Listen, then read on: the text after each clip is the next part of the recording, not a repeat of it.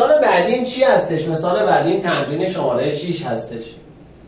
گفتم نسبت سن اوشکول به شاسکول 3 به 7. خب دو تا آدم عجیب و غریب، یکی اوشکول یکی شاسکول، سناشون رو به من دادن، نسبت سناش هم 3 به 7. سوال به من گفته اگر اختلاف سن آنها 3600 سال باشد، سن هر یک و مجموع سن آنها رو تعیین بکنید. درسته که من تو مثال قبلی بهتون گفتم که اون جدول رو اگر خط وسطش رو پاک کنید و تساوی بذارید چه اتفاقی میفته. اما از اونجایی که بچه‌ها شما از این روش مدت هاست که استفاده میکنید و براتون جا افتاده، سعی کنید از همین روش استفاده کنید. هر چیزی که براتون ساده تره از همون راه پیش ببریدش، فقط مطمئن باشید که اون راه حل درستیه. من یه جدول کشیدم 4 طبقه.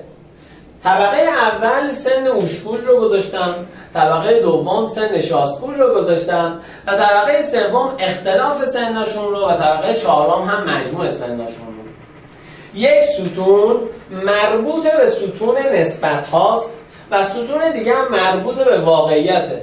نسبت ها فقط اگه ها رو بیان میکنن. توجه کنید، اگه ها یعنی چی؟ اگه ها یعنی میگه اگر اوشکول 3 سالش باشه شاسکول 7 سالشه، ولی خب واقعا اینا 3 سال و 7 سالشون نیست. میگه اگه اینجوری باشه اون 3 این 7.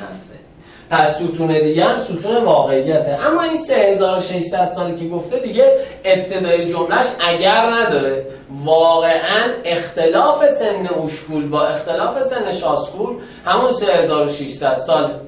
خب من برای اینکه اینا رو محاسبه کنم، از اونجایی که اختلاف سنشون و مجموع سنشون با خودشون هم متناسبه، یعنی با خود سنهاشون با هم متناسبه، میگم اختلاف 7 و 3 میشه 4، مجموع 3 و 7 هم میشه 10. حالا میگم عدد 4 ضرب در 900 شده 3600. پس برای اینکه الباقی جاهای خالی رو به دست بیارن، باید همه اعداد مربوط به ستون نسبت رو ضرب در عدد 900 بکنن. خب سن اوشکول میشه چقدر؟ 3 ضرب در 900 حاصلش میشه 2700. 7 ضرب در 900 جواب میشود 6300. 10 ضرب در 900 جوابش میشه 9000. بچه‌ها شما میتونید یک کاری رو هم انجام بدید. اون کاری که میتونید انجام بدید و کنترل کنید ببینید آیا واقعا این مسئله درست هست یا نه، اینه که یک بار اختلاف 6300 و 2700 رو محاسبه کنید. ببینید آیا واقعا 3600 میشه یا نه.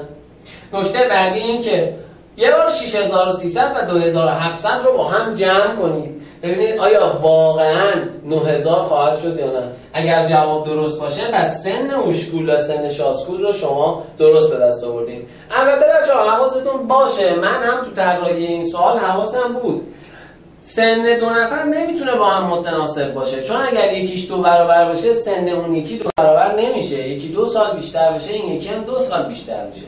این تناسب برقرار نیست. اما با فرض این که سن این 2 نفر همونجوری که از اسمشون معلومه آدمای عجیب غریبی هستن، سنهاشون هم عجیب غریبه و با هم دیگه رابطه تناسب داره. یعنی اگه سن یکی رو 2 برابر کنم سن اون یکی هم 2 برابر خواهد شد، در حالی که این یک اشتباهه. اشتباهش رو هم میتونم با یه مثال ساده بهتون بگم. شما تصور کنید که سنتون 20 ساله و پدرتون هم 40 سالشه. آیا اگر سن شما بشه 40 سال سن پدرتون خواهد شد 80 سال؟ نه. پس یه همچین چیزی باید خوب توجه کنید که نمیشه سن 2 نفر با هم متناسب باشه.